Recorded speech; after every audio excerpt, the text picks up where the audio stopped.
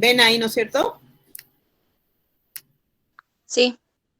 Ah, antes que me olvide, me dijo la doctora Botero que les avise que el otro lunes vamos a empezar con excretor. Ella va a dar la clase, pero va a empezar a las 2 de la tarde, no a la 1. De todos modos, yo les voy a poner en el aula después. ¿Estamos?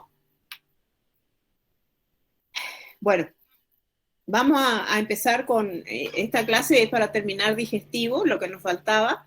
No hay ninguna duda con respecto a la clase 1, a todo lo que vimos de la clase 1. No, profe. Bueno, No, profesora. entonces ahora vamos a dar preestómago, intestino delgado, intestino grueso, y vamos a hacer una comparación entre los fermentadores anteriores y posteriores, y vamos a ver un poco cómo es la digestión en las aves. Con respecto a los preestómagos, esos preestómagos dan en anatomía 2.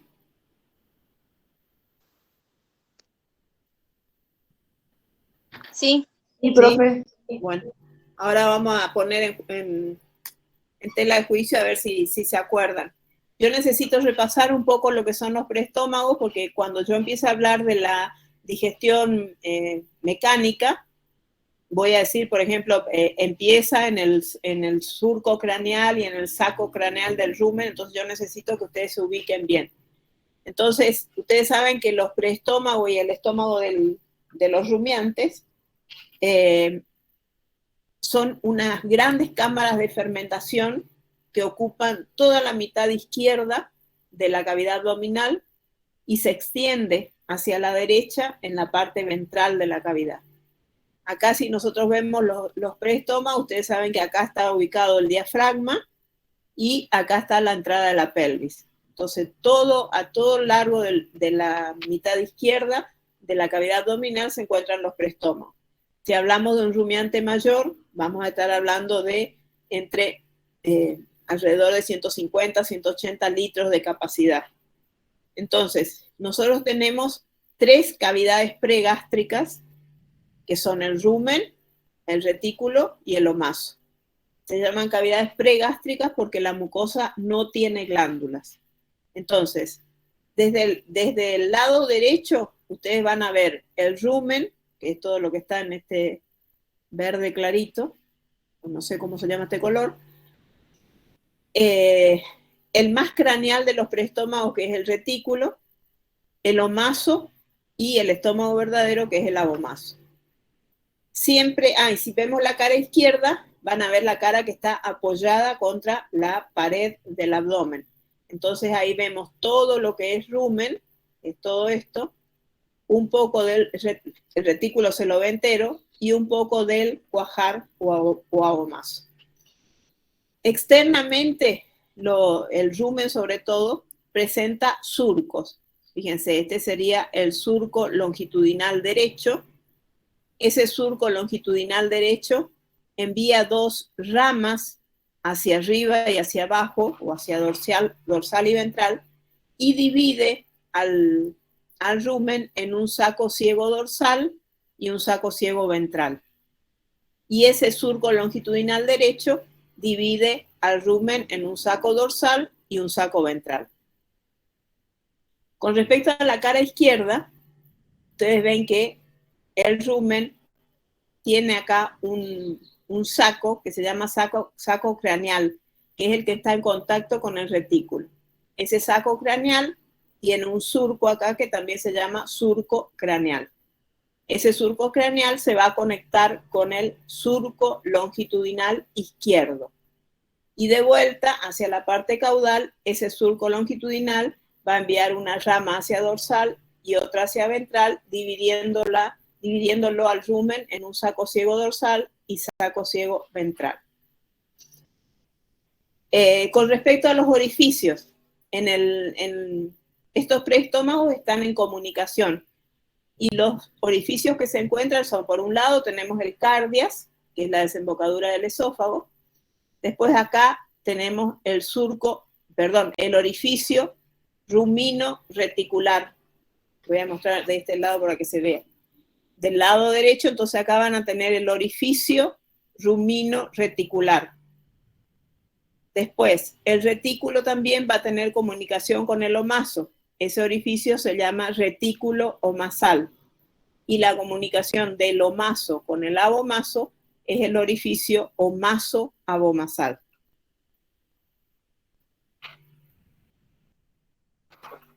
Bueno, esto es sacado del libro. Acá estaría la desembocadura del esófago. Hacia craneal, apoyado contra el diafragma, tenemos el retículo. Y hacia ventral, hacia caudal, vamos a tener esto que es el rumen. Fíjense que después de la desembocadura del esófago hay como un escalón en el rumen, que es acá donde se van a acumular después los gases. Este sería el surco longitudinal derecho, que envía una rama hacia dorsal y hacia ventral, dividiendo en saco ciego dorsal y saco ciego ventral. Y acá no se ve, pero el surco craneal estaría acá, que divide, que marca lo que es el surco craneal del rumen. ¿Vamos hasta ahí? Sí. Bueno, Sí, profe. esto es como les hago gratis como para que repasen para el examen de anatomía. Bueno, fíjense, acá hay una marca lila que lo que está marcando es cómo se dirige la gotera esofágica. ¿Qué es la gotera esofágica? Esta disposición de los preestómagos y el estómago corresponde a un rumiante adulto. Si es un rumiante recién nacido, la más grande de las cavidades corresponde al estómago verdadero. Cuando el animal nace, la suma del rumen más el retículo es la mitad del volumen del cuajo. Es decir, lo que necesita ese animal lactante es el cuajo o el cuajar para que se digiera la leche, que es lo que vamos a hacer en el práctico el viernes. Entonces, no necesitamos cuando es lactante que los alimentos vayan al rumen, al retículo o al omaso. Necesitamos que la leche pase directamente del esófago al estómago verdadero. Entonces, la gotera esofágica es un surco que empieza en el cardias, atraviesa el orificio retículo masal, el omaso abomasal, y llega hasta el cuajar. ¿Qué pasa? Esto es un surco. Cuando el ternero pone la cabeza hacia arriba, cierra la boca para succionar, se produce una presión negativa y hace que ese surco se transforme en un canal que va a conectar directamente el esófago con el cuajar, para que la leche no pase por los preestómagos. Eso también lo vamos a ver el viernes. Bueno. Ahora, ¿qué pasa cuando el alimento llega al retículo o al rumen? Ese alimento se va a ir estratificando dentro del rumen. Acuérdense, fíjense que la gran mayoría del contenido del rumen es líquido. ¿De dónde sale ese líquido? ¿Se acuerdan que dijimos que podía secretar hasta 190 litros de saliva? Eso es lo que llena esta parte del rumen. Entonces, los alimentos se van estratificando dentro del rumen y quedan. Recién dijimos que había un escalón después de la desembocadura del esófago y que ahí se iban a acumular la parte gaseosa que corresponde a dióxido de carbono y metano. Eso se va a estratificar en la parte superior. Después viene esta parte que dice estrato sólido, que es la comida que recién acaba de llegar a los preestómagos. Esto ya es el estrato fangoso, ya es un estrato que la parte sólida se fue mezclando con el líquido. Y acá, en la parte líquida, ya está la parte más digerida, la parte que lleva más tiempo dentro del rumen. Entonces, a ustedes les interesan sobre todo el estrato fangoso y el estrato líquido. ¿Por qué? Porque el estrato fangoso es el que se va a ubicar en la zona de expulsión. ¿Qué quiere decir esto? Este estrato es el que va a ser introducido al esófago, va a pasar por la faringe y va a llegar a la boca para que ese alimento sea rumiado. Esa es la zona de expulsión. En cambio, el estrato líquido se la considera como la zona de escape. ¿Qué quiere decir esto? Que este estrato líquido es el que va a seguir seguir por los distintos preestómagos, es decir, del rumen va a pasar al retículo y del retículo al omaso. Esa es la zona de escape. Entonces, eso es lo que ustedes tienen que acordarse. Gaseoso, sólido, fangoso y líquido. Y dentro de los que van a ser transportados, les interesa el estrato fangoso, que es el que va a ser rumiado, y el estrato líquido, que es el que va a pasar a los otros preestómagos y al estómago verdadero. A ver si hay algo más que... No. Entonces, se estratifica. La estratificación, por supuesto, corresponde a la densidad de los componentes. Tenemos gaseoso, sólido, líquido. Bueno, y todo lo que ya esto que está escrito es lo que les acabo de decir. Bueno, ahora entonces vamos a empezar a ver cómo es la digestión mecánica. Habíamos dicho en la primera clase que siempre tienen que considerar que hay dos tipos de digestión. Una digestión mecánica, que en el caso de los preestómagos y el estómago se corresponde con la capa muscular, que es la que se va a mover y va a producir la digestión mecánica.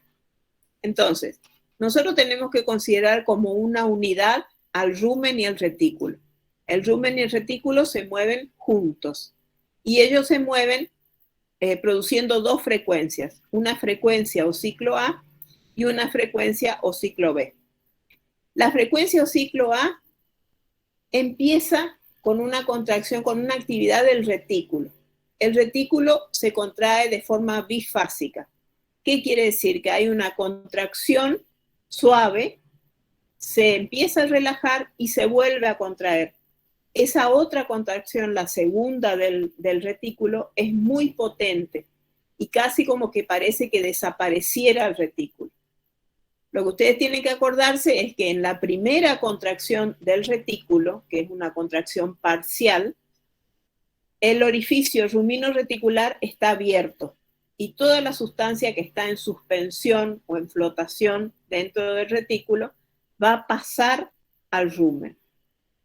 Cuando se produce la segunda contracción, que es muy potente, esa contracción lo que va a lograr es que el alimento que ya tiene un tamaño de entre 2 y 3 milímetros, ese alimento va a pasar al omaso. Entonces, en esta segunda contracción del retículo, el orificio retículo omasal va a estar abierto y el orificio rumino-reticular va a estar cerrado. ¿Vamos hasta ahí? Acuérdense, eso me olvidé de decirle cuando estuvimos repasando preestómago, que el retículo tiene la particularidad de que en su mucosa presenta pliegues y que esos pliegues se van entrecruzando para formar espacios de forma hexagonal dentro del retículo. Entonces los alimentos se meten ahí adentro de la mucosa del retículo y con esas contracciones tan potentes que tiene el retículo hace que el alimento disminuya de tamaño. Ese es el fin del retículo, que las partículas lleguen a menos de 3 o 12 milímetros para que puedan pasar al omaso. Una vez que terminan estas dos contracciones del retículo, empieza a contraerse el rumen. Y esta primera frecuencia o ciclo A, la contracción es de craneal a caudal. Primero empieza a contraerse el surco craneal y el saco craneal del rumen, y la contracción se va extendiendo hacia la parte caudal. Primero el saco dorsal y después el saco ventral.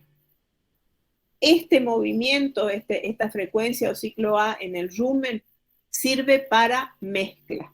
Es decir, va a hacer que el alimento que recién entró al rumen se empiece a juntar con el líquido que hay dentro del rumen, que es donde están las bacterias, y empiezan a producir su función dentro de los preestómagos, que es la de fermentación a través de las enzimas bacterianas o enzimas de los microorganismos. Una vez que termina estábamos diciendo que empieza de craneal a caudal. Primero el saco dorsal y después el saco ventral. Una vez que termina en los sacos ciegos esa contracción, termina la frecuencia o ciclo A. Y empieza la frecuencia o ciclo B. En esta solo se produce el movimiento del rumen. Y el movimiento es al revés de la frecuencia o ciclo A. Es de caudal a craneal. Con este movimiento lo que vamos a hacer es que vamos a exponer cerca del cardias todo el contenido de gases que es producto de la fermentación. Esos gases son dióxido de carbono y metano sobre todo. Entonces, cuando ponemos el estrato gaseoso en contacto con el esófago se va a dilatar y se va a producir el eructo, que es la eliminación de esos gases que se están acumulando. Si por alguna razón esta frecuencia o ciclo no se produce, se va a producir una enfermedad que es muy característica de los rumiantes, que se llama meteorismo, que es, se empieza a acumular el gas y como no hay frecuencia B, se acumula y el animal puede morir por insuficiencia respiratoria porque empieza a apretar la parte de los pulmones.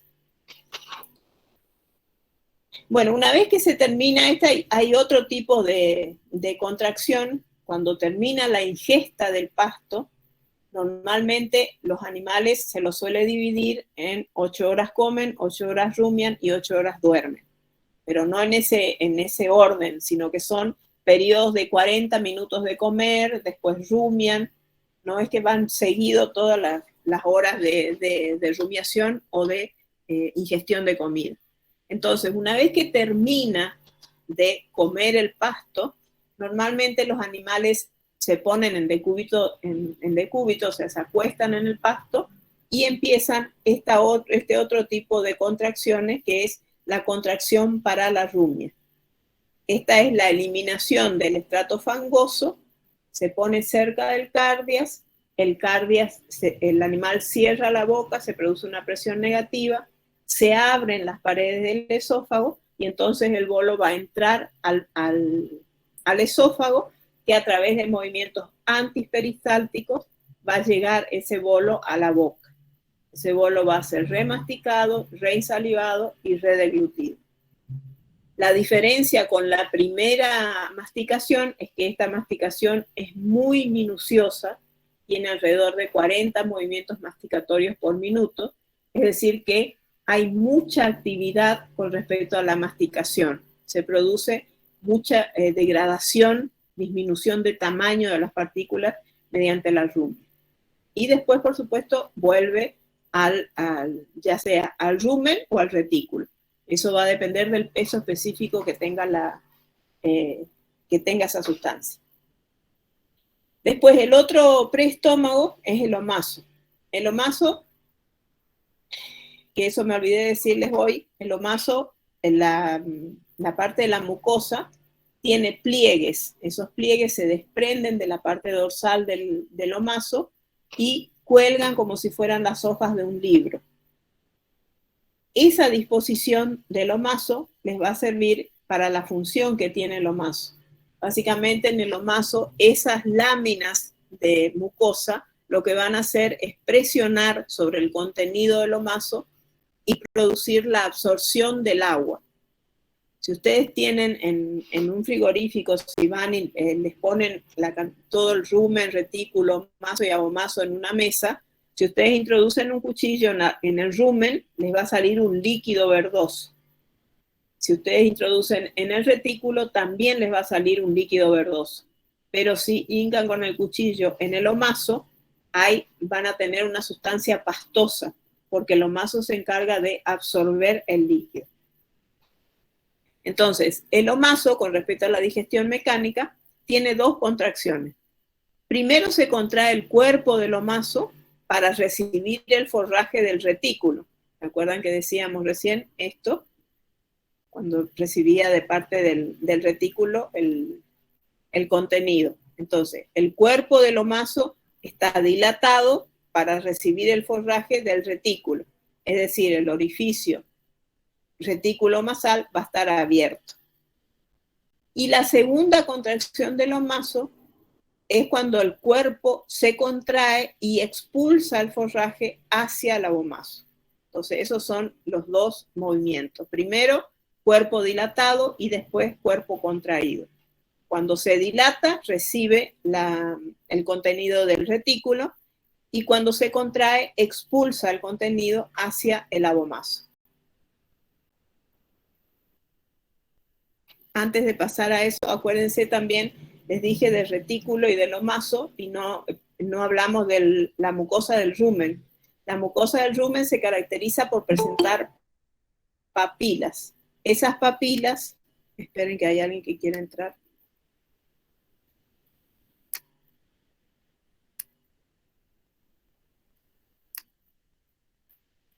Chicos, es la última vez que, Leandro, si vas a entrar tan tarde ya no entres, porque si no me cortás en el medio de la presentación.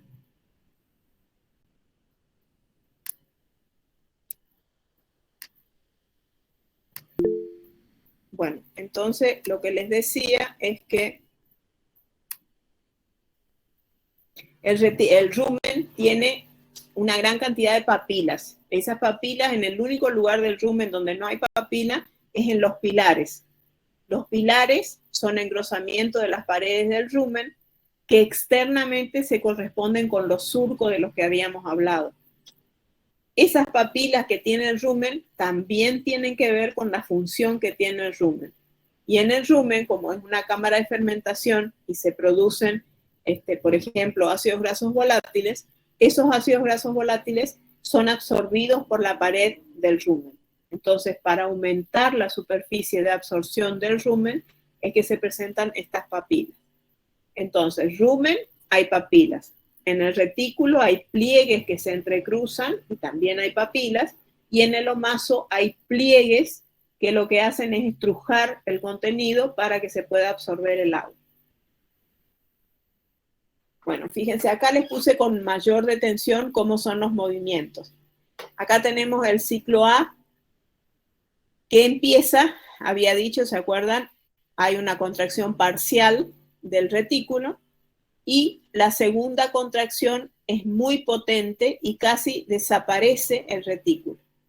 Entonces, cuando se contrae acá muy parcialmente, el orificio rumino reticular está abierto y el contenido pasa al rumen.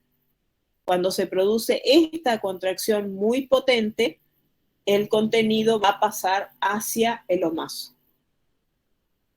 Y después, entonces, después de la contracción bifásica del retículo, empieza la contracción del rumen. Y dijimos que era de craneal a caudal. Fíjense, primero se contrae el saco craneal y después empieza a progresar la contracción hacia el saco ciego dorsal del rumen. Esa es la dirección, desde craneal hacia caudal. Primero el saco dorsal y después el saco ventral, también de caudal a craneal. Esa sería la frecuencia o ciclo A, que lo que hacía era mezclar el contenido que ya estaba con el que recién llegó. Fíjense acá, cuando se contrae el saco, este saco dorsal, lo que hace es aplastar el contenido hacia... Cuando se contrae acá el saco dorsal, lo que hace es aplastar el contenido para que se empiece a mezclar con la parte líquida y fangosa. Lo sólido, que es lo que recién llegó, tome contacto con la porción fangosa y líquida del contenido ruminal. Para eso sirve esa contracción. Y esta contracción del saco ventral sirve para que el alimento vuelva de nuevo al saco dorsal, porque después vamos a tener una contracción contraria de caudal a craneal, por eso necesitamos que el contenido vuelva al saco dorsal. ¿Estamos hasta ahí? Díganme si necesitan que les repita algo. Bueno, consideremos que sí. Después viene el ciclo B. El ciclo B, fíjense, empieza, este sería el normal, esta es la parte gaseosa que necesitamos que este animal expulse, entonces empieza con una contracción del saco ciego dorsal, y esta contracción va a hacer que la parte gaseosa, dióxido de carbono y metano, tome contacto con el esófago y así puedan ser expulsados a través del eructo. Y después, entonces, primero el saco dorsal, de caudal a craneal, y después el saco ventral, de caudal hacia craneal. ¿Para qué sirve esto? Para eructo. Bueno, esto es sacado del sacristán para que ustedes vean todo esto desde el 1 hasta el 16, es la frecuencia o ciclo A. Fíjense, primero hay una contracción parcial del retículo y después una contracción casi total. En la contracción parcial, entonces el alimento que está en flotación dentro del retículo va a pasar al rumen, por lo tanto el orificio rumino reticular está abierto, y cuando se produce esta contracción muy potente y casi desaparece el retículo, entonces el orificio rumino reticular va a estar cerrado y el retículo masal va a estar abierto para que el contenido pase a lo maso.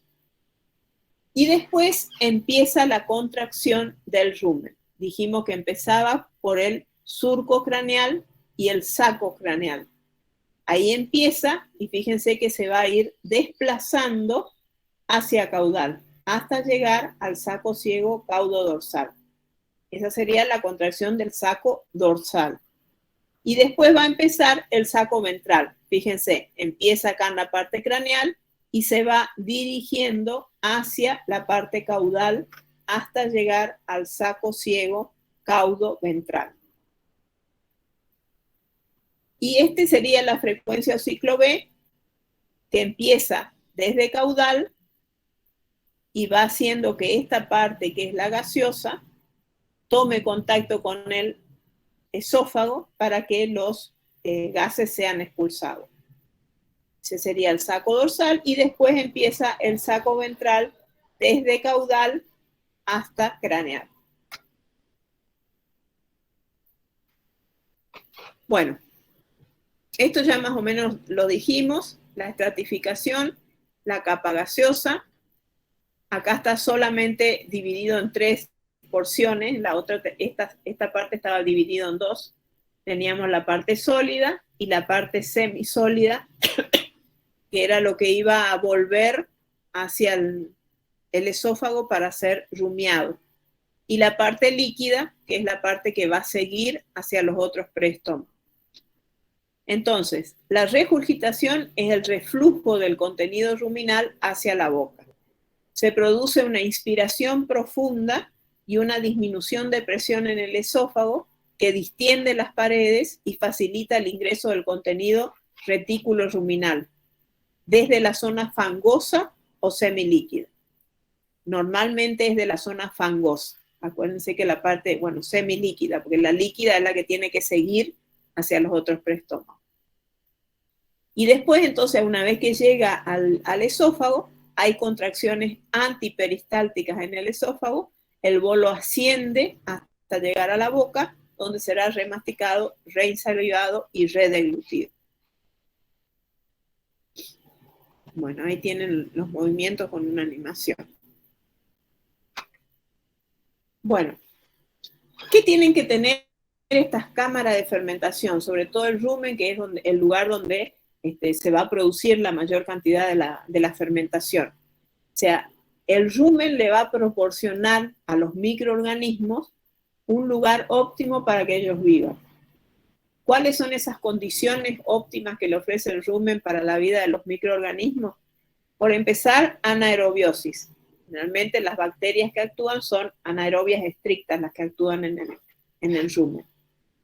También el rumen lo que hace es ofrecer un aporte continuo de sustrato, que son nutrientes para los microorganismos.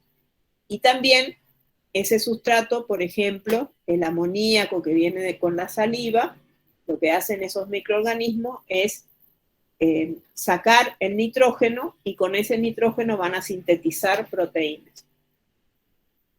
También hay entrada constante de sustratos y salida de desechos y de microorganismos muertos.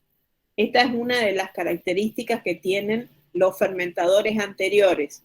Habíamos dicho que los rumiantes son fermentadores anteriores y entonces lo que hacen es, se produce primero la fermentación y después se produce la digestión enzimática de las glándulas. Entonces, estos microorganismos muertos, cuando llegan al estómago verdadero, en el estómago verdadero van a producir una pepsina y esa pepsina va a degradar esas proteínas que formaron parte del cuerpo de esas bacterias. Entonces, esas proteínas van a ser aprovechadas por los rumiantes, cosa que no va a pasar con los equinos que vamos a ver después. Después también dentro del rumen hay un control de la temperatura y ese control va a estar básicamente relacionado con la temperatura corporal de los animales. También hay un control del pH, generalmente en el rumen hay 5.6 a 6.8 de pH. Oscuridad es otra de las condiciones que necesitan los microorganismos para poder trabajar. Y la osmolaridad, que tiene que ver con la densidad, que normalmente hay entre 260 y 300 miliosmoles dentro del rumen. Bueno, ¿cuáles son los microorganismos que encontramos dentro del rumen? Encontramos bacterias, protozoos y hongos. Dentro de las bacterias, que son los que se encuentran en mayor número, hay alrededor de 10 a la 7 o 10 a las 10 bacterias por mililitro de líquido ruminal. Esas bacterias corresponden a unas 200 especies de cocos y bacilos, son anaerobias estrictas. Lo que hacen es degradar la pared celular, es decir, que van a actuar sobre la celulosa y hemicelulosa, que son las paredes de las células vegetales, cosa que nosotros, por ejemplo, no podemos digerir, ni la celulosa ni la hemicelulosa. También esas bacterias van a utilizar el nitrógeno, tanto el proteico, es decir, van a degradar las proteínas y van a tomar ese nitrógeno, como también van a tomar un nitrógeno que no provenga de las proteínas, como la amoníaco o la urea, van a aislar ese nitrógeno y van a sintetizar proteína bacteriana. La capacidad proteolítica es de 6 a 10 veces superior a la de los protozoarios. Estas son, las bacterias son las que se encuentran en mayor cantidad y son las que más trabajan en el rumen. Con respecto a los protozoarios, aproximadamente hay 10 a las 6 protozoos por mililitro de líquido ruminal. Estos no son imprescindibles para la función ruminal, no utilizan nitrógeno no proteico, es decir, no se encargan de sintetizar proteína con nitrógeno no proteico, y sí utilizan la proteína del alimento para degradar los alimentos y también utilizan las proteínas de las bacterias muertas. Con respecto a los hongos son los que necesitan que los alimentos estén más tiempo dentro de los preestómagos. ¿Por qué? Porque ellos son los que van a actuar contra los pastos que están más duros o más secos, los que tienen menos proporción de agua, los que están más duros sería la palabra, demasiado maduros o encañados. Podrían digerir parcialmente la pared celular, ya les dije que necesitan mucho más tiempo los hongos, porque son sustancias que necesitan más tiempo para degradarse. Poseen una importante actividad celulolítica, en especial cuando el rumiante consume forrajes demasiado maduros o encañados. Bueno, de estos microorganismos que recién hablamos, ahora vamos a ver qué hacen sobre cada uno de los principios nutritivos. Con respecto a los hidratos de carbono, son degradados hasta ácidos grasos volátiles. Esos ácidos grasos volátiles son absorbidos ya en un 80% a nivel del rumen. Esos ácidos grasos volátiles son el ácido acético, el ácido propiónico y el ácido butírico. Normalmente la cantidad de estos ácidos que se produzcan va a depender del tipo de alimentación de ese animal. Si el animal consume pasto, normalmente lo que más se produce es ácido acético, que es el vinagre. Y si el animal consume más grano, aparte del ácido acético, se produce también mucha parte del ácido propiónico. Eso va a depender del consumo de los animales. Pero eso ya es meternos más en nutrición, así que vamos a dejarlo ahí. Con respecto a la proteína, habíamos dicho que el nitrógeno no proteico que llega al rumen con la saliva difunde a través de la pared ruminal y es utilizada para la síntesis proteica. Las bacterias pasan con el quimo al cuajo y en el intestino delgado, al cuajo e intestino delgado, y son digeridas enzimáticamente. Tienen un aceptable valor biológico. Y con respecto a los lípidos, si bien las grasas no se encuentran en mucha proporción en los vegetales, cuando hay lípidos, los microorganismos producen hidrólisis mediante lipasas microbianas que liberan ácidos grasos y glicerol. Y por otro lado, la galactosa. Y estos, los ácidos grasos, el glicerol y la galactosa, son metabolizados y convertidos a ácidos grasos volátiles. Tengan en cuenta que esos ácidos grasos volátiles son los que el animal utiliza como energía. Así como nosotros utilizamos la glucosa, ellos utilizan los ácidos grasos volátiles. Si hay alguna duda, me dicen.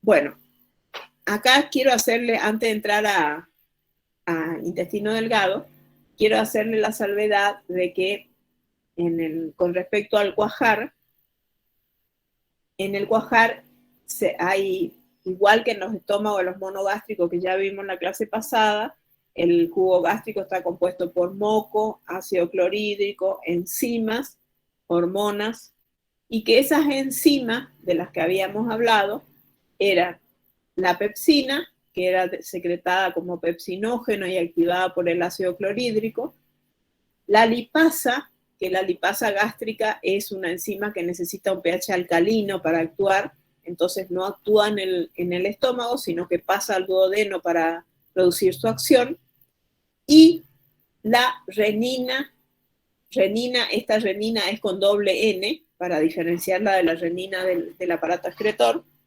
renina, fermento LAB o cuajo. Esta enzima es una enzima proteolítica, que es la que ustedes van a ver el viernes cómo actúa sobre la leche. Si hablamos de un animal lactante, habíamos dicho que consume la leche, se produce una presión negativa dentro de la boca, entonces esa leche va a pasar del esófago al cuajar. Y el cuajar va a producir una enzima, que es esta de la que estamos hablando, que es el cuajo, fermento LAB o renina, y lo que va a hacer, como es una enzima proteolítica, va a actuar sobre la caseína de la leche. Esa caseína se dispone, ya les voy a subir el práctico al aula para que lean un poquito, para que sepan de qué van a hacer el viernes. Esa caseína de la leche se encuentra suspendida, homogeneizada en la leche, en forma de micelas. Y cada una de esas micelas tiene está formada por numerosas submicelas y tienen un montón de proteínas. Lo que hace la renina es transformar esa caseína en paracaseinato. Entonces lo que hace es coagular la leche. Se produce una parte sólida dentro de la leche y dentro de ese cuajo, de ese coágulo, se encuentra el suero de la leche y también están contenidos los lípidos adentro. Esa es la acción básica que tiene la renina, fermento LAB o cuajo, que es la acción que van a ver el viernes. Bueno, entonces pasamos a lo que es intestino. En el caso del intestino, hablamos de intestino delgado e intestino grueso. El intestino delgado está dividido en duodeno, yeyuno e ilio. En el caso del duodeno, es la porción más corta, es aproximadamente en los grandes animales 1 metro, lo que mide, y es una porción que se llama porción fija. Se llama así porque el mesenterio, que es el pliegue del peritoneo es muy corto y envuelve con el peritoneo visceral al duodeno. Entonces, al ser el pliegue del mesenterio muy cortito, es una víscera que se puede mover muy poco. Por eso se le dice porción fija. Ese duodeno, normalmente una vez que sale después del píloro del estómago, hace una curva y en esa curva se va a disponer el páncreas. El páncreas va a tener como es una glándula endoexócrina el páncreas, tiene un conducto para la parte exócrina, que es el jugo pancreático. Entonces hay un conducto que va desde el páncreas y va a desembocar en el duodeno. Esa desembocadura se realiza alrededor de 10 a 12 centímetros después del píloro y desemboca en lo que se llama ampolla de Vater. Esa ampolla es una ampolla donde desemboca tanto el conducto pancreático como el conducto que viene del hígado, conducto biliar. Entonces, desembocan los dos juntos en esta ampolla que se llama ampolla hepatopancreática. Y entonces ahí va tanto el hígado como el páncreas va a secretar su jugo hacia el duodeno. Con respecto a la estructura del duodeno, fíjense, en realidad la estructura del intestino delgado. El intestino delgado tiene unas elevaciones, esta sería la superficie de la mucosa del estómago, del duodeno, y hay unas elevaciones que lo que hacen es aumentar la superficie de absorción del duodeno. Y después, estas células que están dentro de estas vellosidades van a tener a su vez esto, que es un borde en cepillo, que es la microvellosidad de los enterocitos. ¿Está? Entonces, dijimos que acá estaría la superficie del intestino delgado y esa superficie tiene unas elevaciones que se llaman vellosidades. Y las células dispuestas en un tipo de célula dispuesta en estas vellosidades, tienen este ribete en cepillo, que es una microvellosidad para aumentar aún más la superficie de absorción. Estas vellosidades, fíjense, estas serían las células que forman la vellosidad, y por dentro, en el medio de la vellosidad, vamos a tener arterias, venas y linfáticos. Por ejemplo, si esta vellosidad absorbe un lípido, ese lípido no pasa ni a arteria ni a vena, sino que pasa al linfático quilífero.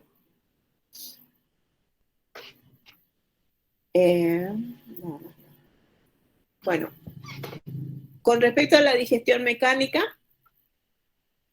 hay dos tipos de movimientos que se pueden producir en el intestino, que son los movimientos de mezcla o segmentación, que estos generalmente son espacios de 10 o 12 centímetros y se produce una contracción. 10 o 12 centímetros relajado y otra contracción. ¿Para qué sirve este movimiento? Para mezclar el contenido que recién llegó al intestino delgado con el que ya está. ¿Está? Esto es movimiento de mezcla. Son espacios de 10 centímetros en lo que se va produciendo contracciones para que el contenido que queda en el medio de esas dos contracciones se mezcle con el contenido que ya estaba.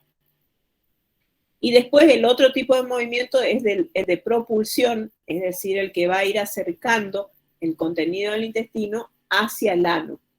Entonces es el peristaltismo, que es una contracción por detrás del contenido y relajación por delante. Entonces el bolo, en este caso el quimo, va a pasar hacia la parte posterior, hacia la parte caudal del intestino.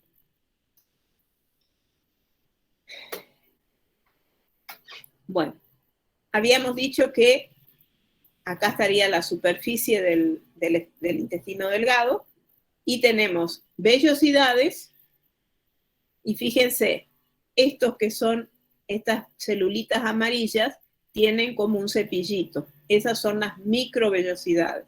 Vellosidades y microvellosidades, todos para aumentar la superficie de absorción.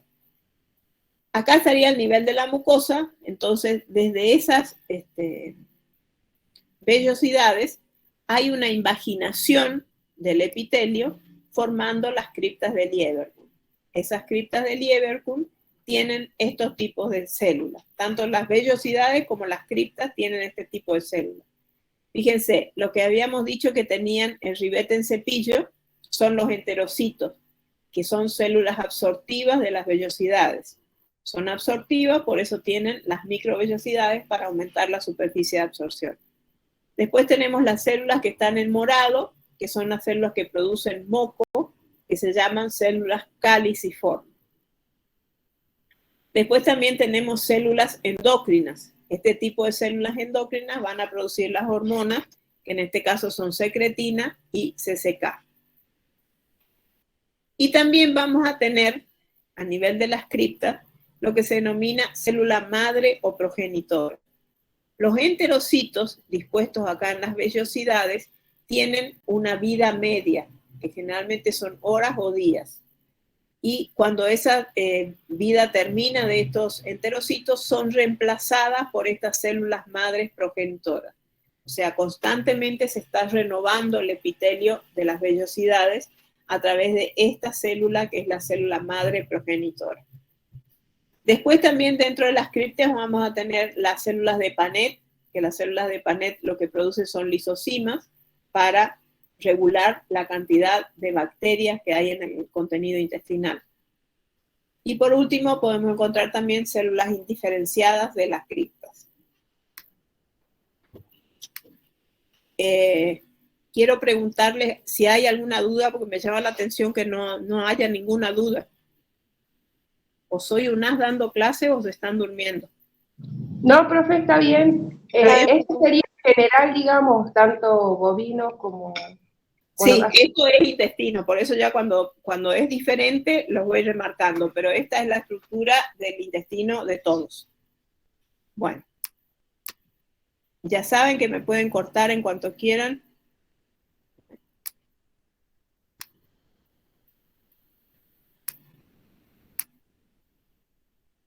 Entonces, vellosidades y los enterocitos dentro de esas vellosidades tienen un ribete en cepillo, que son las microvellosidades. A su vez, esas vellosidades se invaginan por debajo de la mucosa y forman las criptas de Lieberkühn, que tienen células endócrinas, células madre, células de Panet y células indiferenciadas.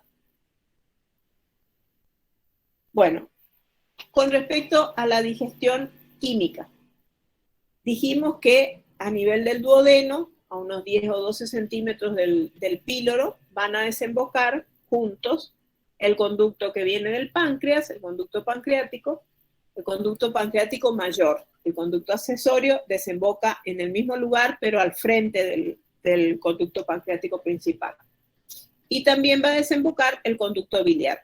Si es del equino, es conducto biliar, y si es de los otros animales, es el conducto conducto cístico, porque es el que viene de la vesícula, y el caballo no tiene vesícula.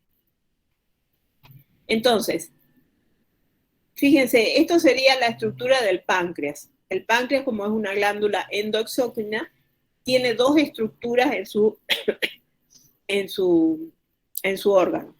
Tenemos este tipo de estructura que se llaman los acinos pancreáticos, que estos son los que van a producir el jugo pancreático, que es el que nosotros estamos por utilizar para la digestión. Entonces, estas células producen el jugo y se van a ir ese jugo a través de estos conductos. Fíjense cómo se van uniendo los conductos y van a ir a través del conducto pancreático a desembocar en el duodeno. Y la otra estructura que hay en el páncreas es esta, que son los islotes de Langerhans. Los islotes de Langerhans tienen distintos tipos de células que van a producir las hormonas del páncreas: insulina, glucagón, polipéptido pancreático y somatostatina. Esas son tiene 4 tipos de células que producen 4 hormonas. Entonces, el jugo pancreático es un jugo que está compuesto por bicarbonato, el bicarbonato es muy importante porque es el que va a empezar a alcalinizar el medio en el intestino delgado. Acuérdense que estamos trayendo, junto con el quimo, estamos trayendo la lipasa gástrica del estómago, que todavía no pudo actuar porque necesitaba un pH alcalino. Entonces, el páncreas colabora para que el medio en el intestino delgado sea alcalino, produciendo el bicarbonato. Después tiene las enzimas.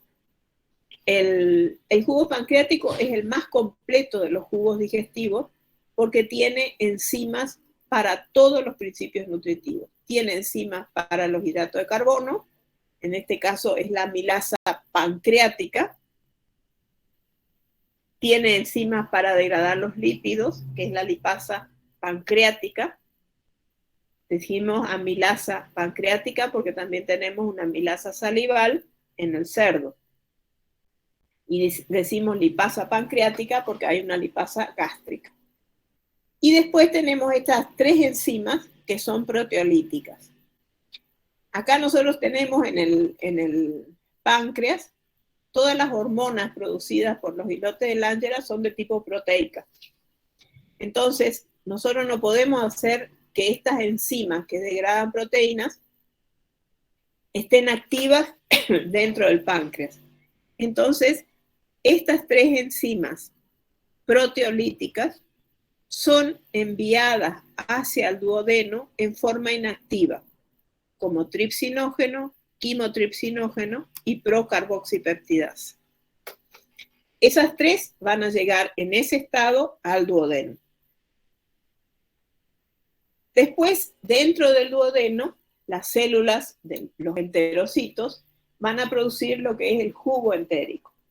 Y el jugo entérico está compuesto por un moco alcalino, otra vez alcalino porque tenemos que tratar de minimizar la acidez que viene del estómago. Ese moco alcalino es producido por las glándulas de Bruna y las células caliciformes. También tenemos dentro del jugo entérico enzimas que degradan los hidratos de carbono, sacarasa, maltasa y lactasa, que degradan las proteínas, aminopeptidasa, y también tenemos esta enzima. Esta enzima se llama enteroquinasa. Y esa enteroquinasa necesitamos que esté en el duodeno para que cuando lleguen las enzimas inactivas del páncreas, la enteroquinasa es la que va a hacer que el tripsinógeno se transforme en tripsina activa. Y esa tripsina activa va a activar a la quimotripsina y a la carboxipeptidasa. ¿Está? Entonces, estas son las enzimas del jugo entérico. Fíjense que hay enzimas para hidrato de carbono y para proteínas. No hay ninguna que actúe sobre los lípidos. Y esta enzima necesitamos que esté presente en el duodeno para que cuando lleguen las enzimas inactivas del páncreas sean activadas por esta enteroquinasa.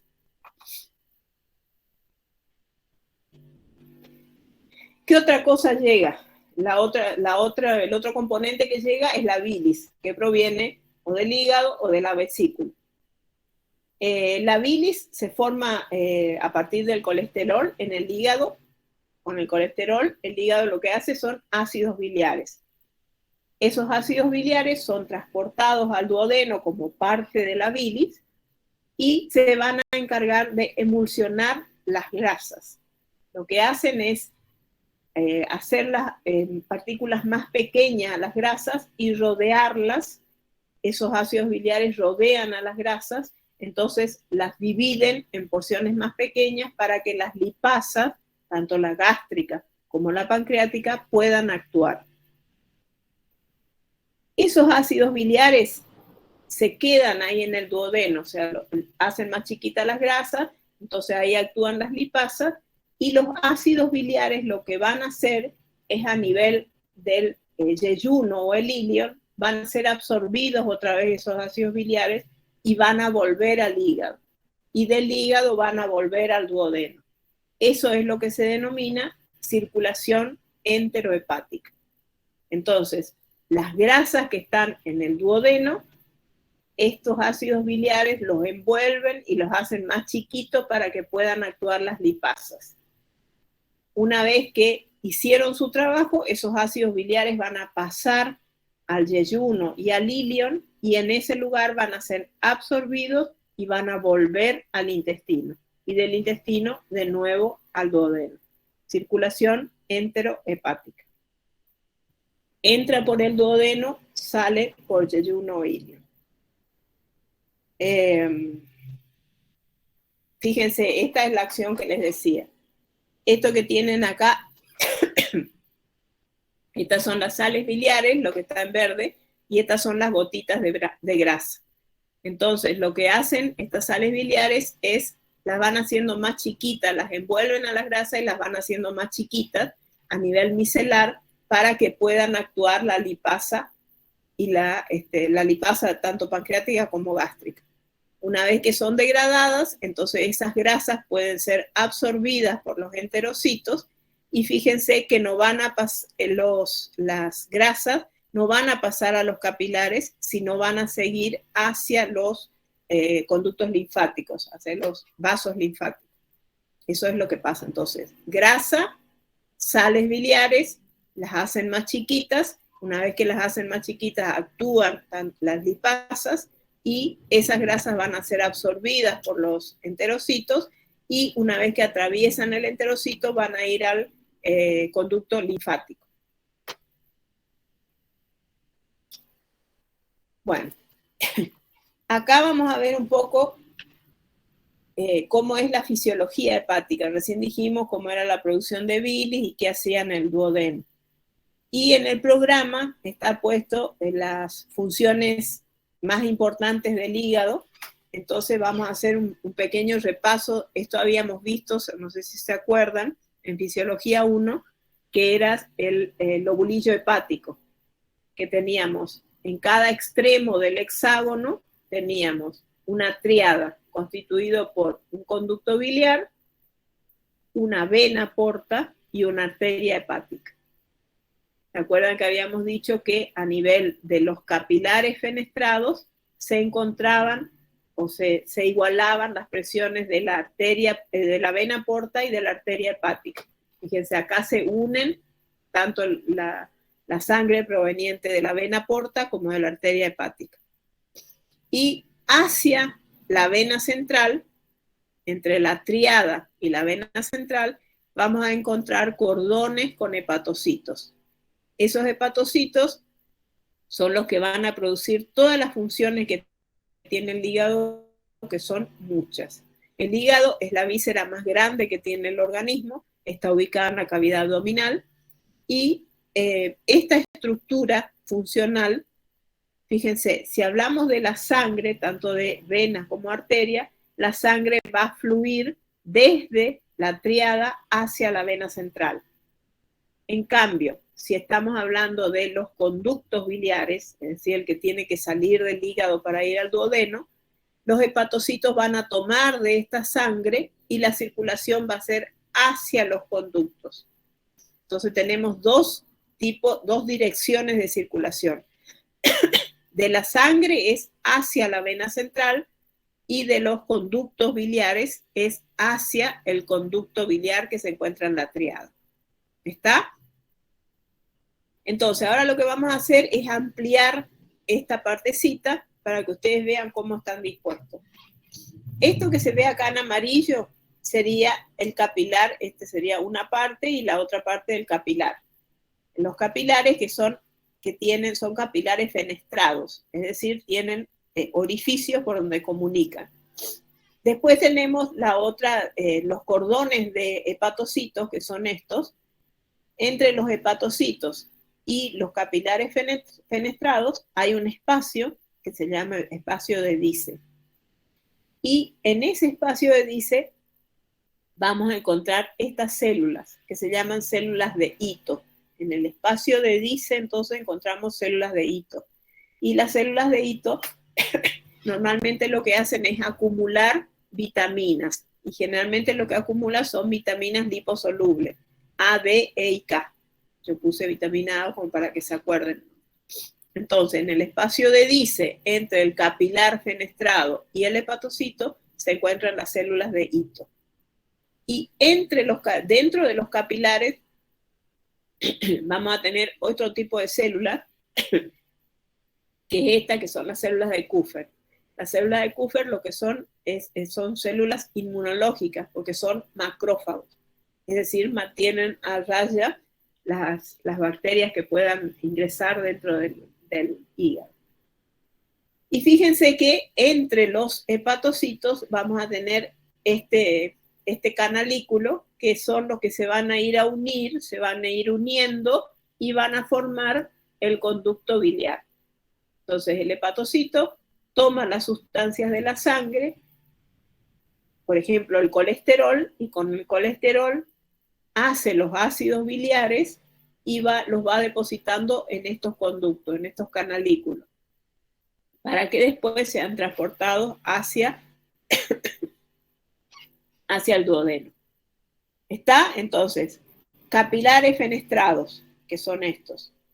Estas son las fenestraciones, para que haya más posibilidades que los hepatocitos tomen contacto con la sangre que está circulando por estos capilares. Entre los capilares y los hepatocitos hay un espacio que se llama espacio de Dice, y en ese espacio de Dice vamos a encontrar las células de hito que acumulan en su citoplasma vitaminas, vitamina A, D, E y K. Dentro del capilar vamos a tener las células de Kupffer, que son macrófagos, y entre los hepatocitos vamos a encontrar los canalículos biliares, que se van a ir uniendo para formar el conducto biliar. Vamos a ver en general las funciones del hígado. Me gusta más esto. Fíjense, tenemos dentro del hepatocito, se cumplen todas las funciones del hígado, que son muchísimas. Por ejemplo, tenemos síntesis de proteínas.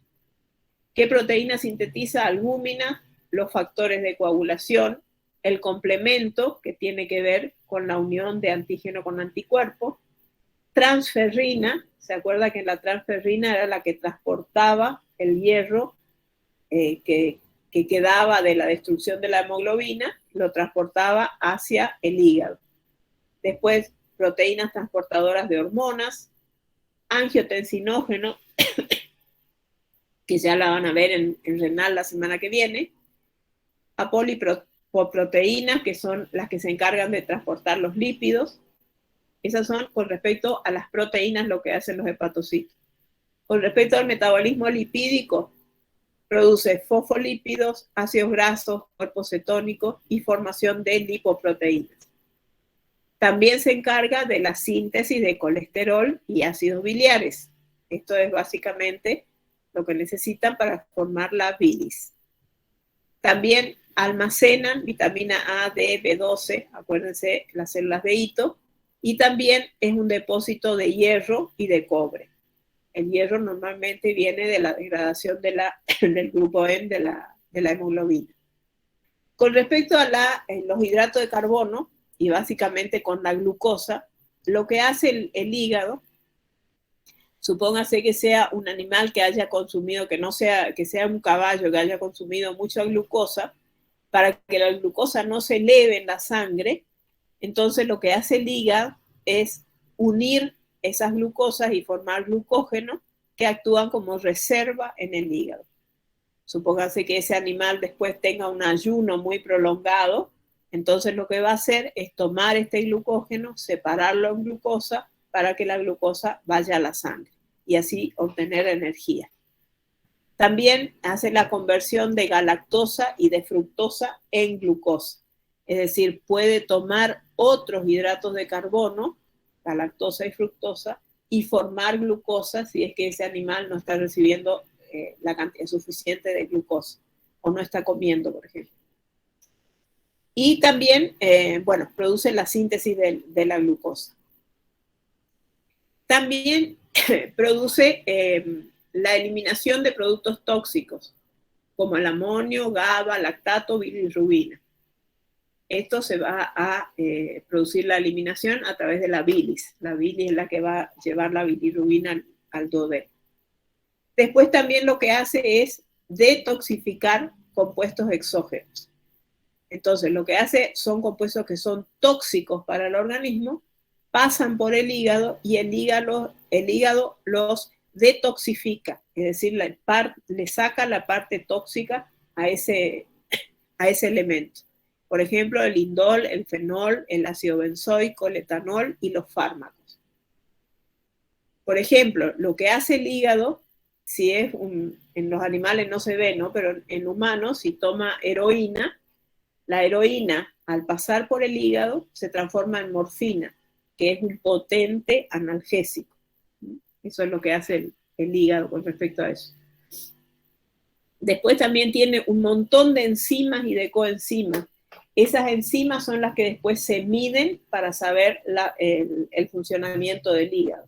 Se miden la cantidad de enzima y con eso se puede saber cómo está funcionando el hígado. Y después las reacciones de biotransformación, que son oxidación, reducción, desalquilización, conjugación, etcétera, etcétera. Estas son algunas de las funciones que tiene el hígado, que es como el laboratorio que tiene el organismo. Son muchas, así que yo les diría, si nos vamos a los libros, van a ser capítulos y capítulos de fisiología hepática, así que se centren en este cuadro, y les preguntaré de acá, porque si vamos a fisiología hepática, va a ser muy largo. Nosotros le pusimos acá en el programa, le agregamos funciones del hígado, porque no había ni en Fisio 1 ni en Fisio 2 ningún punto que sea fisiología del hígado. Por eso se los pusimos acá. Bueno.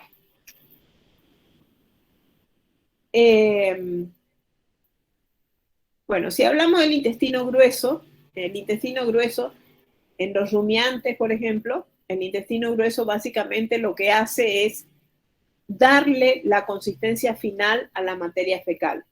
Si ustedes comparan la materia fecal del bovino y la materia fecal del equino, van a ver que el bovino, la materia fecal es como una torta, es mucho más líquida.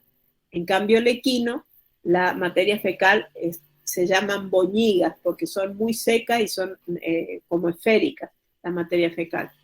En el caso de los animales, en el intestino grueso, lo que se produce es la absorción final de agua para darle la consistencia final a la materia fecal. Cosa distinta pasa si hablamos de equino, conejo y aves.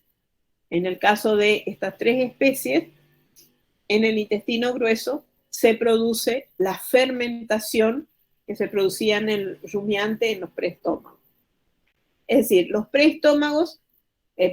rumiantes tienen preestómagos y donde se produce una digestión fermentativa en rumen, retículo y omaso.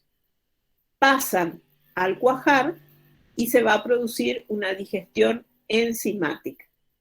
Esta es digestión fermentativa a través del microorganismo en los preestómagos y en el estómago verdadero, digestión enzimática. Es decir, que los rumiantes se produce primero la digestión fermentativa y cuando pasa a la enzimática en el cuajar, también se van a poder aprovechar de los cuerpos de las bacterias que se mueren. Esos cuerpos bacterianos tienen mucha concentración de proteínas. Entonces, a nivel del estómago, estos animales van a poder aprovechar esa proteína microbiana. En cambio, en los fermentadores posteriores, equinos, conejos y aves, primero se produce una digestión enzimática en el estómago. Pasan al ciego y al colon, sobre todo al ciego, y se va a producir una digestión fermentativa. A este nivel, en los equinos, por ejemplo, se van a producir ácidos grasos volátiles. Esos ácidos grasos volátiles van a absorberse a nivel del intestino grueso y también los pueden utilizar como energía. Lo que no van a poder aprovechar estos animales que son fermentadores posteriores son las proteínas bacterianas, porque no hay ya un lugar enzimático donde se pueda producir se pueda aprovechar la proteína bacteriana.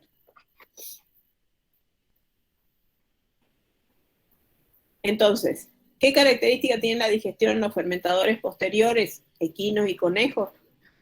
Los ácidos grasos se absorben en el intestino grueso, no digieren las bacterias fermentadoras, porque ya no hay después del intestino grueso una digestión enzimática.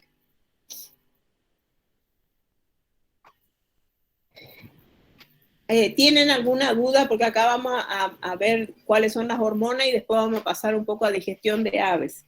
¿Tienen alguna duda hasta ahí? Profe, Sí. en el caso de los que fermentan como segundo paso, ¿cómo hacen para controlar la población? ¿La eliminan o...? No, lo que pasa es que, o sea, esas bacterias que se mueren son eliminadas con la materia fecal. No se pueden aprovechar. Listo, pues, Ya no hay enzimas ahí. bien. Bueno, ¿cuáles son las hormonas producidas a lo largo del tracto gastrointestinal? Habíamos visto ya la gastrina, que se producía en el estómago, en la glándula fúndica, y que la acción era estimular la secreción ácida de las glándulas. ¿Se acuerdan que habíamos visto cuando veíamos la célula que produce ácido clorhídrico, la célula parietal, que había un receptor para la gastrina y que cuando la gastrina se unía a ese receptor, hacía que esa célula produzca más cantidad de ácido clorhídrico. Ese sería el efecto primario. Y el efecto secundario estimula la motilidad gástrica y el crecimiento del epitelio estomacal. ¿Cuáles son los estímulos que hacen que se empiece a producir más gastrina? La cantidad de proteína estomacal, el pH alto. Cuando se empieza a alcalinizar el pH, entonces la gastrina se va a unir al receptor de la célula parietal y va a hacer que se produzca más cantidad de ácido clorhídrico. Después tenemos la secretina, que se produce en el duodeno y estimula la secreción pancreática y estimula la secreción biliar, y sobre todo la secreción biliar de bicarbonato. El estímulo, o sea que en cuanto el quimo pasa del estómago al duodeno, que es un quimo ácido que viene del estómago, en cuanto pasa, al ser un pH ácido, va a hacer que se produzca la liberación de secretina para que aumente la producción de bicarbonato y se pueda alcalinizar el medio. La colecistoquinina se produce a nivel del intestino delgado. El efecto primario es la estimulación de la secreción pancreática y el efecto secundario es que inhibe el vaciado gástrico. ¿Cuál es el estímulo que hace que se libere la colecistoquinina? Son las proteínas y grasas en el intestino delgado. O sea, estamos viendo que las proteínas y las grasas no se degradaron, entonces se produce mayor cantidad de colecistoquinina. Y al producirse mayor cantidad de secreción pancreática, vamos a tener más enzimas proteolíticas y vamos a tener también la lipasa pancreática. Después tenemos el polipéptido inhibitorio gástrico, que se produce en el duodeno y en el yeyuno, que lo que hace es inhibir la motilidad gástrica y la actividad secretora y estimular la secreción de insulina. ¿Cuál es el estímulo? Cuando hay carbohidratos y grasas en el intestino. Ese es el estímulo que hace que se produzca más polipéptido inhibitorio gástrico. Y después la motilina, que es la que va a hacer aumentar la motilidad interdigestiva.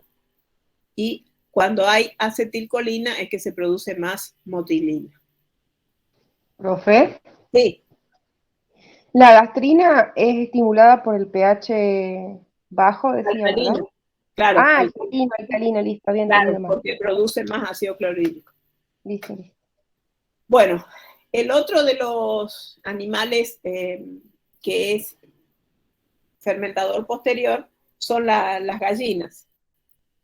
Las gallinas tienen varias características que son típicas de ellas y nada más que de ellos. Por empezar, es la ausencia de una cavidad bucal y de dientes. Esa parte del aparato digestivo está suplantada por dos estructuras córneas que se denominan pico y que al no tener dientes solamente actúan para poder tomar los alimentos desde el suelo.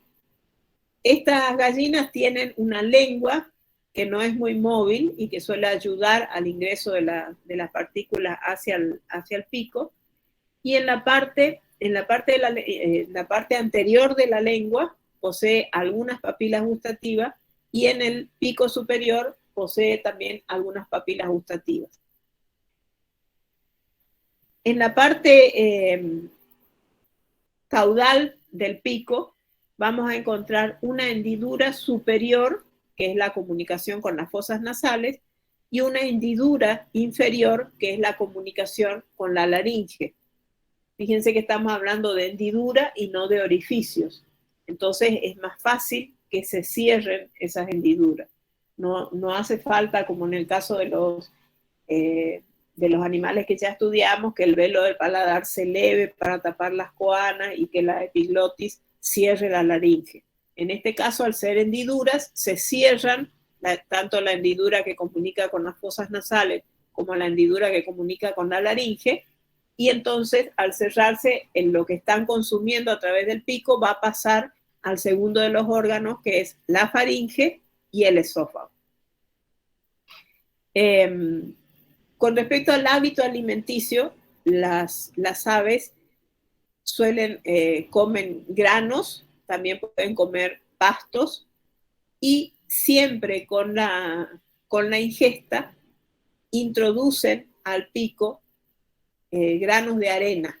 Esos granos de arena van a servir, ya vamos a ver cuando lleguemos al estómago muscular, que sirven para poder, cumplen la función, entre comillas, de los dientes dentro del estómago muscular, porque eso es lo que se llama grit. Esa arena es la que va a ayudar a deshacer lo que están comiendo las aves. Entonces, pasada la faringe empieza el esófago. El esófago tiene la característica que tiene una dilatación, presenta una dilatación que se denomina buche. Esa dilatación lo que hace es actuar como reservorio. En ese lugar se van a almacenar y macerar junto con la saliva las sustancias que la gallina ingiera. Si es que no hay contenido en el estómago verdadero y en el estómago muscular, normalmente el alimento pasa del esófago al estómago verdadero. Pero si hay contenido en el estómago, entonces la comida empieza a acumularse en el buche. También, como otra característica especial que tiene el buche, en el caso de las palomas, la mucosa del buche presenta unas glándulas que sirven para, esas glándulas secretan una sustancia gris que es la que sirve para que las palomas alimenten a los polluelos, a sus hijitos. ¿Profe? O sea, sí. Eso es lo que le iba a preguntar, ¿es como un vómito, una regurgitación? Sí, También hace... porque se produce acá y con un movimiento antiperistáltico sube a través del esófago y llega al pico. Y ahí introducen el pico de la palomita. Esa es la característica que tiene el buche en las palomas. Bueno, entonces acá se empieza a almacenar, se junta con la saliva, y una vez que el estómago, después sigue ese esófago, se va a comunicar con el estómago glandular o estómago verdadero o proventrículo. Este sería el estómago verdadero que estudiamos en las especies mamíferas que ya vimos y que es el que va a producir una digestión enzimática, es decir, va a tener glándulas fúngicas, cardiales, pilóricas y va a producir el jugo gástrico. Acá entonces se va a producir la digestión enzimática. Una vez que pasa por este estómago, va a pasar a esto que se llama estómago muscular o panza, que es un estómago, es un órgano casi circular, que se notan las fascias de los músculos en el estómago, y que pasa ahí el alimento y ahí se va a producir la trituración. En ese lugar, ese grit que consumió, esos granos de arena que consumió la gallina, con las contracciones de este estómago, van a hacer que se produzcan partículas más pequeñas del alimento. Entonces, digestión enzimática, digestión muscular o digestión mecánica, y de ahí va a pasar al intestino delgado. El intestino delgado es bastante largo en las aves, en las gallinas puede medir 1 metro, y tenemos esta parte que es el duodeno, que como en todas las especies, sale del estómago y forma una curvatura, y en esa curvatura se va a disponer el páncreas. Y el páncreas va a desembocar ahí a nivel del duodeno también, junto con el conducto biliar. Entonces eso es el duodeno, el yeyuno y el ilion. El intestino delgado es muy largo, casi 1 metro. Fíjense, acá este nivel es donde termina el intestino delgado y empieza el intestino grueso. Esto es el recto, son 5 a 6 centímetros de recto, y la característica que tienen las aves es que tienen 2 ciegos. En esos 2 ciegos se va a producir la fermentación o la digestión fermentativa. Después de la fermentación, que va a pasar más tiempo dentro de los ciegos, van a enviar el contenido hacia el recto, y el recto va a terminar en la cloaca, en la parte del proctodeo. ¿No tienen, profe? Sí. ¿No Sí. tienen colon? No, no tienen. Los 2 ciegos se comunican con el recto, y el recto va a terminar por desembocar en la cloaca. Acá también entonces va a desembocar el aparato reproductor de la hembra, del macho, y el aparato excretor. Bueno, me tomó menos tiempo del que pensaba. Fíjense a ver qué dudas tienen, qué quieren que les explique de nuevo.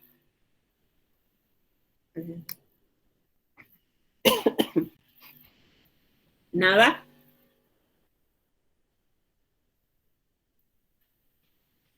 ¿Está todo bien?